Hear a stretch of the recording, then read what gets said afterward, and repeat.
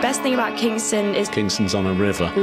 I've loved the riverboats. the falling down telephone boxes. The River Thames. Do you think it's posh here? Quite posh. Do I think it's posh here? I don't think one can say. There's all fur coat and no knickers. The best thing about Kingston is there are 2 Gregs. Posh? New Malden, what's it famous for? Everybody knows that. It's full of South Koreans. The largest Korean population outside of Korea. Kimchi, obviously. It is the centre of the universe. Mark Steele's in town.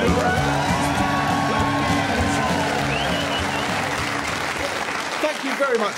Welcome to Mark Steele's in Town, which this week comes from Kingston upon Thames, one of the roughest townships in the area, where southwest London meets Surrey. I've had to seek special protection from the feral urban youth who sit around in gangs making comments such as, "Eh, bruv, like that swan look at you mean blood, isn't it?"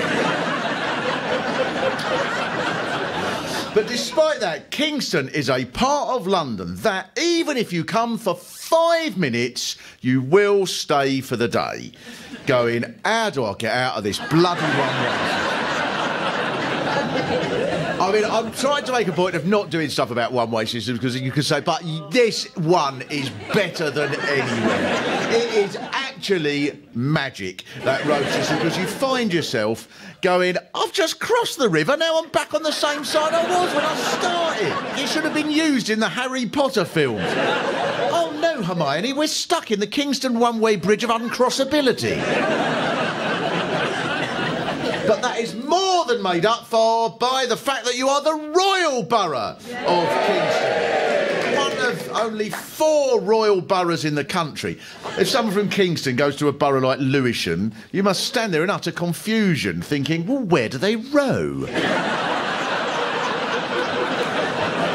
This was where the first crossing over the Thames was built, and someone here told me most residents wish that was one way to keep out undesirables. But it would be unfair to suggest there's any snobbery in Kingston. This is a down-to-earth royal borough, which is why one of the comments I received on Twitter from someone in the town said, Kingston is there to stop the riffraff from blundering into Surbiton.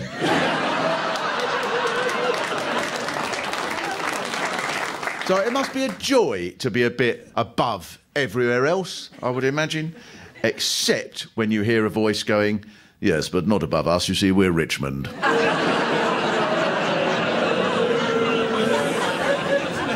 It's an exciting borough, Kingston, as you could tell from the comedies that are set here. The Good Life was here, Reggie Perrin was supposed to live here, and once his excuse for getting in late was Badger Etta Junction box at New Malden. For decades, if anybody wanted to set a character in a dull, suburban, middle-class, tedious environment that anyone sane is desperate to escape from, you can be proud that they chose the borough of Kingston. So it's marvellous that as the symbol of unexciting suburbia, you managed to share a name with the capital of Jamaica. I reckon there must be some people who come here because they've got the wrong place. A place Kingston upon a sat-nav arrive here where I live among our brethren. If I bless her not get stuck in her ass clot one-way system for go here, there, back this way, that till I get vexed for a sure I already crossed River of Zion. Very polite. I'm under no illusions that any of you get any of them words. But Kingston is an area that can attract the wealthy, and you can see why from this comment on a forum that I found about Kingston. I used to work in Blockbusters in Kingston, and the rest of the staff would occasionally get excited because the Chelsea goalkeeper was a regular. I didn't have a clue who he was, so I'd serve him with the same contempt I had for all our company.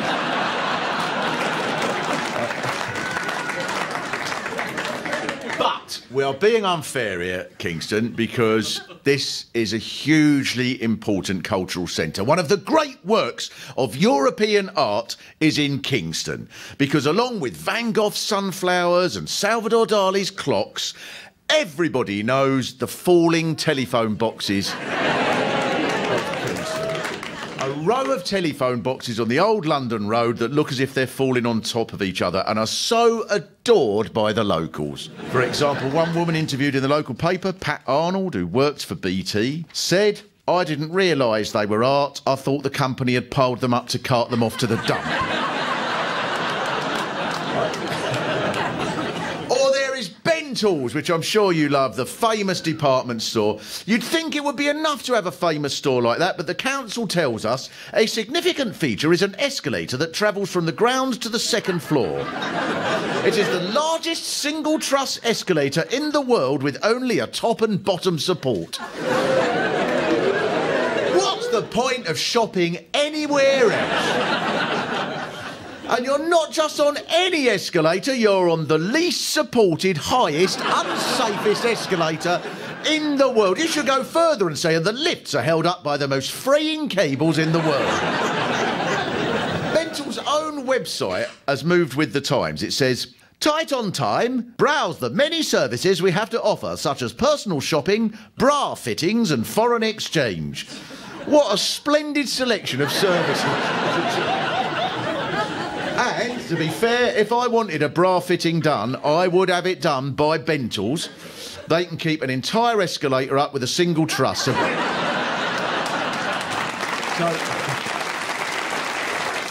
So breasts are a doddle to Bentall's. You like showing off with your shops here. You're probably used to it, but it's not like this in most places with your grand Tudor building that anywhere else would be called the Great Hall and hired out for posh weddings. Here it's a branch of Next. In the Tudor Next, there is actually a plaque by the staircase saying, this oak staircase was a notable feature of the building when it was the Castle Inn. Your high street chain stores have historic plaques. I bet in Greg's the Baker's there's one saying, this glass cabinet once kept warm the sausage rolls of the Duke of Wellington. There's a branch of John Lewis, and on the ground floor there's an exhibit of the original bridge that goes over the Thames, and you can look at it through the glass.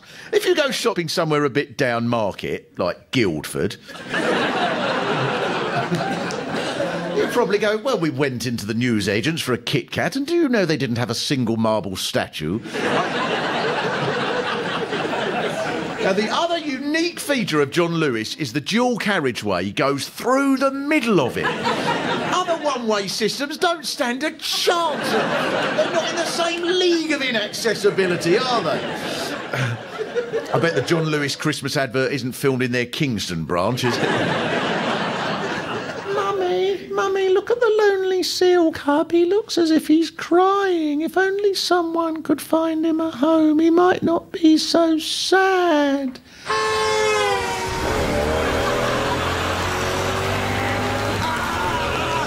in the right-hand lane, everyone, you arsehole! I'm turning left onto Wood Street,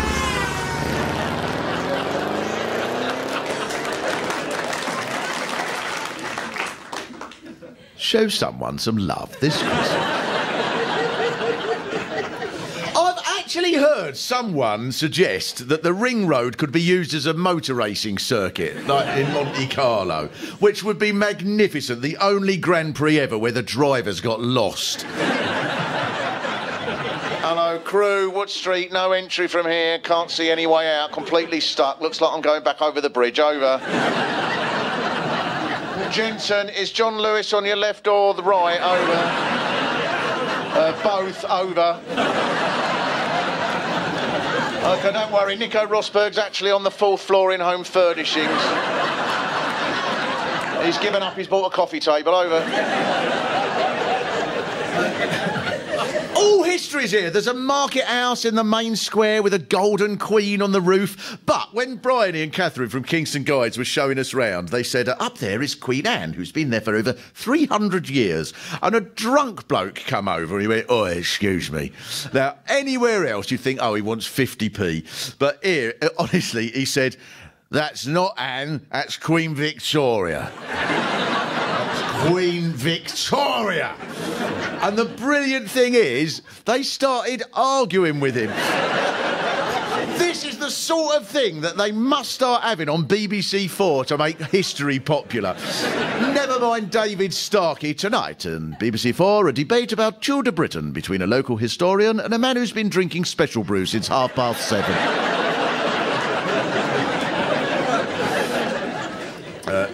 I'd like to introduce at this point Bryony. Where's Bryony? All right, hello, Bryony. So, was the drunk man a regular debating partner? He turns up occasionally. Yes. He was quite insistent that it was Queen Victoria. He started to win me round. He actually said to me later, I was there when it was built.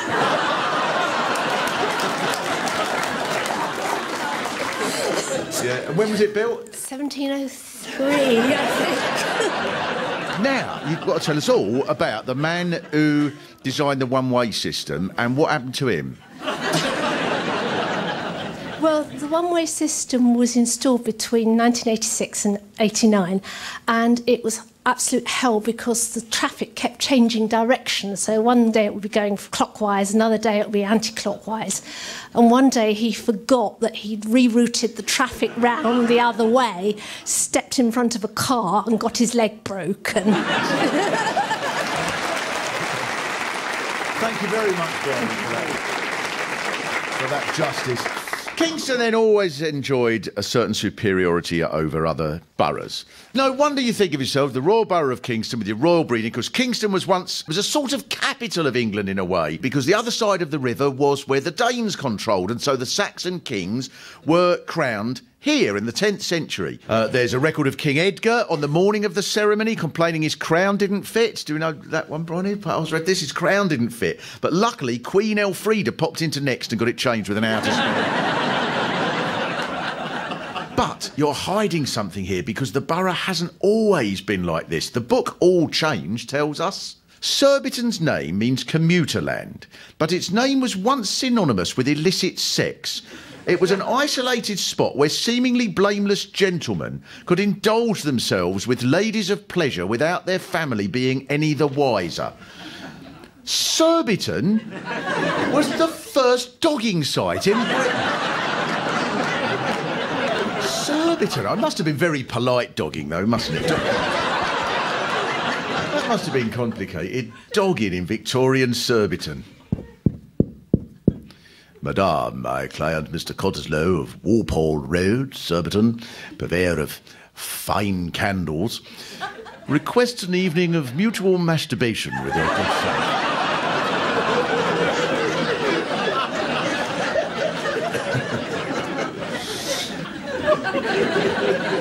So it's got a more earthy history than you might make out. And so at this point, now, Robin, is Robin about?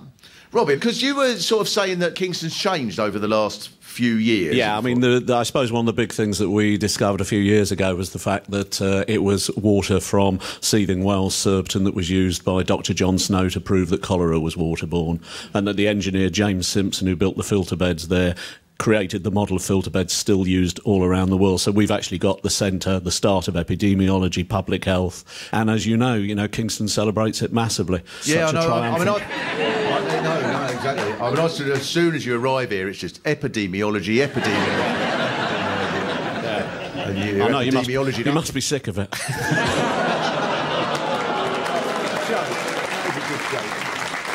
But also using the river, you think has only been sort of happened as an attraction, has only happened recently? Well, it's certainly for a long, long while we pretended the river wasn't there, and I think in the ideal world, the relief road, we'd have tarmacked it so people could have done that. But actually, over the last 10, 15, 20 years, actually, we've started to look to it, and it's become a great magnet for activity, for fun. It's a beautiful, beautiful place to go. Well, it is a beautiful river. I mean, I can understand why it was only sort of 20 years ago that people discovered it. Yeah. It's a very hidden river. And it's just a shame there's not a clue in the name Kingston upon Thames that there might be a river anywhere near. I know, it's a mystery. Thanks very much, Robin. Thank you. Now, I've been on the boat. We've all been on the boat trips, haven't we? Yeah. Oh, it is beautiful. The ride up to Hampton Court was really, really beautiful. At first I thought, there's going to be, because I always look forward on these things, I thought, there's going to be one of them commentaries.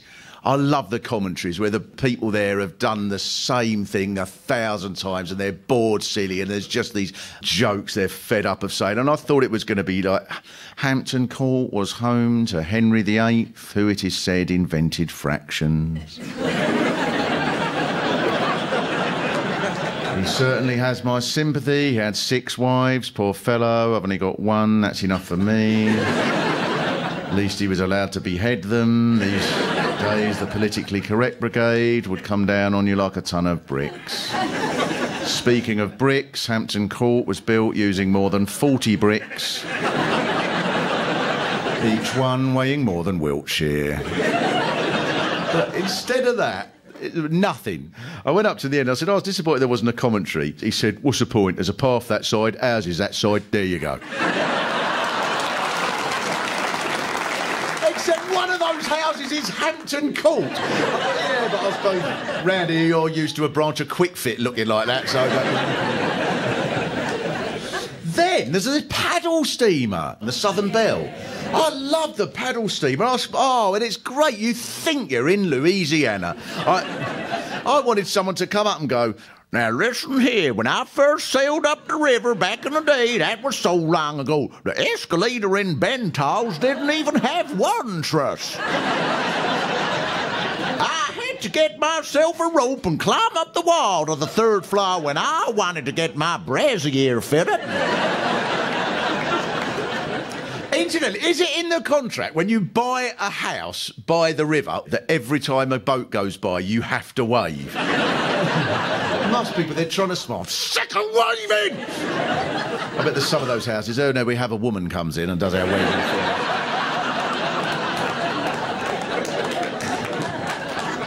Now, this brings us to one of my favourite parts of the borough, New Malden. We've got a lovely part. I mean, to start with, some people in New Malden have fought the most magnificent battle to stop the whole area being ruined by putting in a cycling lane. Now, the local community had to explain its objections and they put forward a thoroughly reasonable case, and I promise I'm not making this up. The proposed cycle path between Wrens Park and New Malden could lead to terrorist attacks. Also to undiscovered unexploded bombs and a potential to poison the London water supply. Now, it's possible that the residents have mixed up a cycle lane with a nuclear power plant.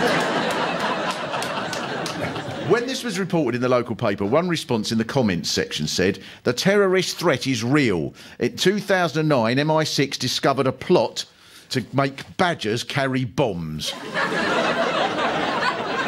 Recently, rumours have reached MI6 that ISIS are training badgers to ride bikes through Kingston to avoid the camp. And I thought, now, I like this man, he knows how to be sarcastic, and then I thought, oh no, if you met him, he'd go, no, it's true.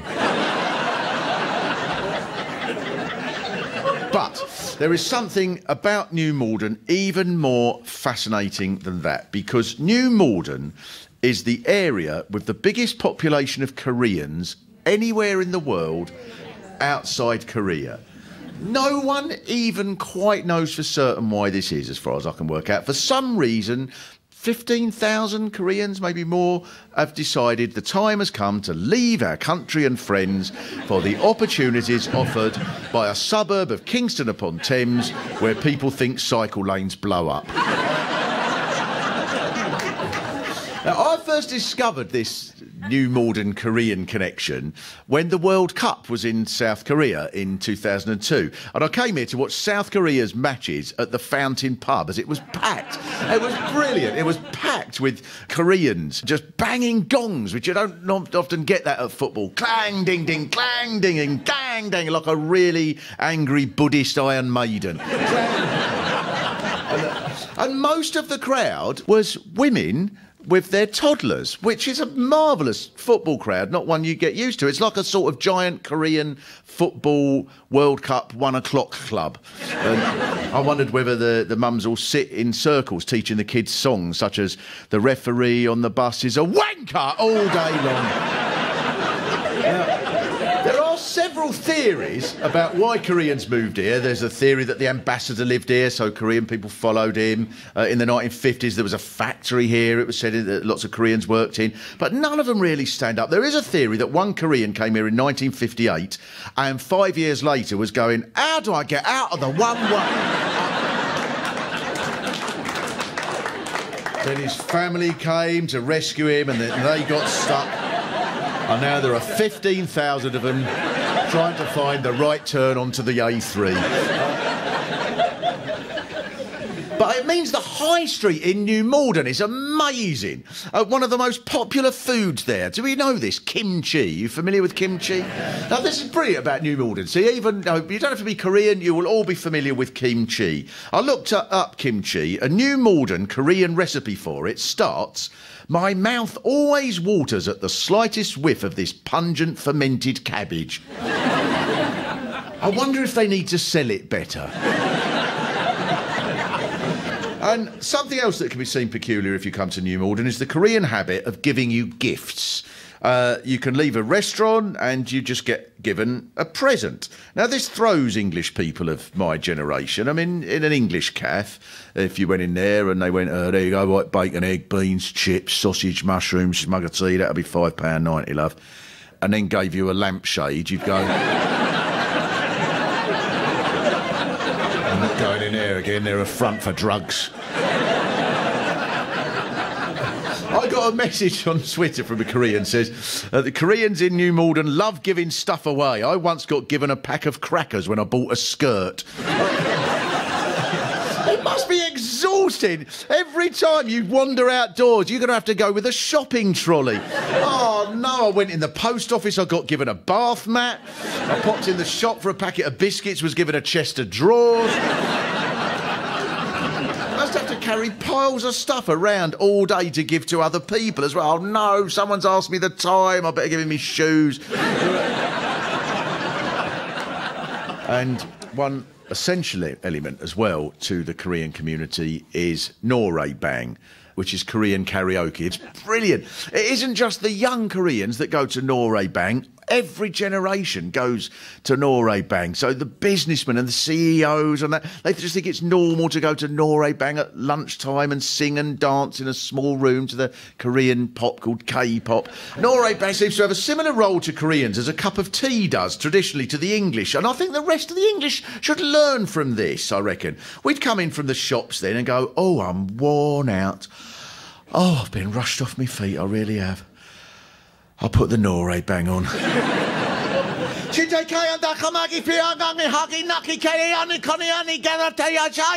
Oh, that's better. I can face looking after the washing.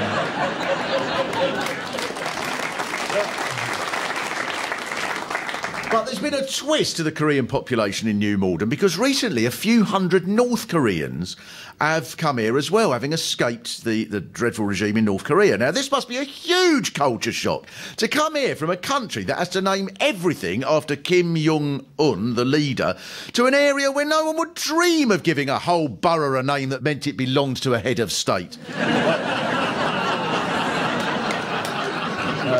One of the most unsettling things about coming from North Korea to Kingston must be that you're used to the most ridiculous laws, whereas here we only have sensible rules, such as swan upping. This is the law that the country's swans are owned by the monarch, but there are 5 days when the worshipful company of dyers and vintners can own swans on one part of the Thames as long as they mark each swan to show it's one of theirs. According to Buckingham Palace's website, a flotilla of rowing skiffs manned by swan uppers in scarlet rowing shirts, headed by the Queen's swan marker, wearing a hat with a white swan feather, row crying, "All up!" when they see a swan. The North Koreans must think we've escaped to the one place in the world where the laws are even more mental than where we've come.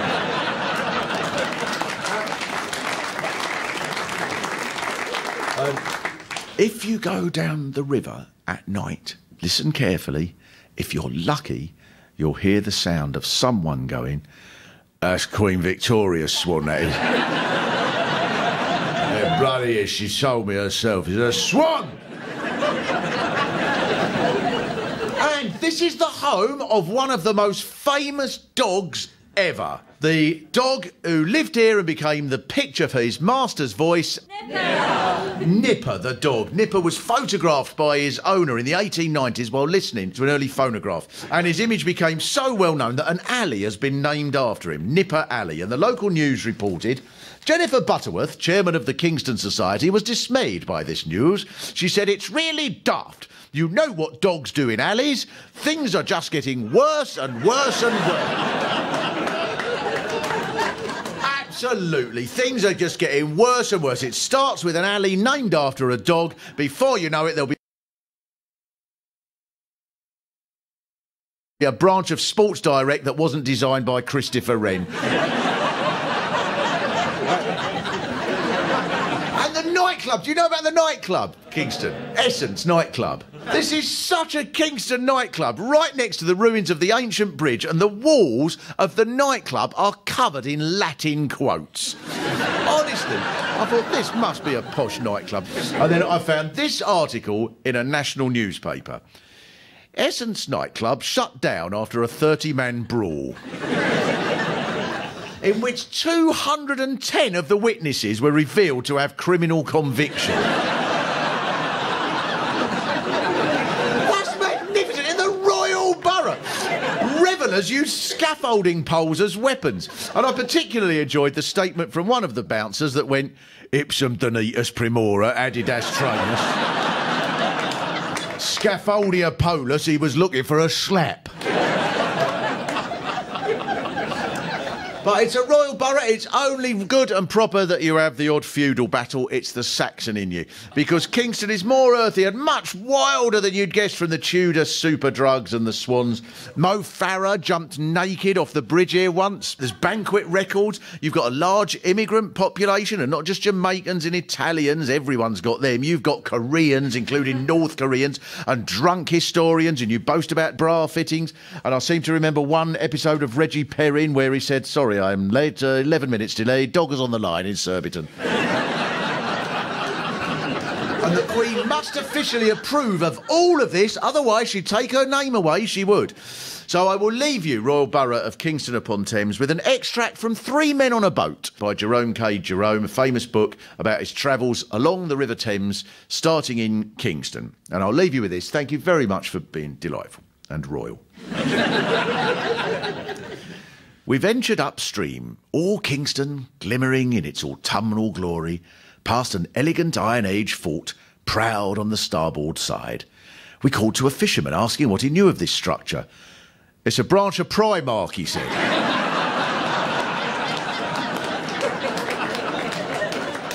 To our right, we espied 4 blacksmiths lying in a heap. Disembarking that we may be of assistance, they called out, "No, no, no, sire, we are a work of art." We set off once more on our journey, but the boat caught fire. A passing stranger rescued us, saying, "Here, look who I've rescued. It's only Queen Victoria, isn't it?" Mark Steele's in Town was written and performed by Mark Steele, with additional material by Pete Sinclair. It was produced in the Royal Borough of Kingston upon Thames by Carl Cooper. It was a BBC Studios production. Thank you very much, Kingston.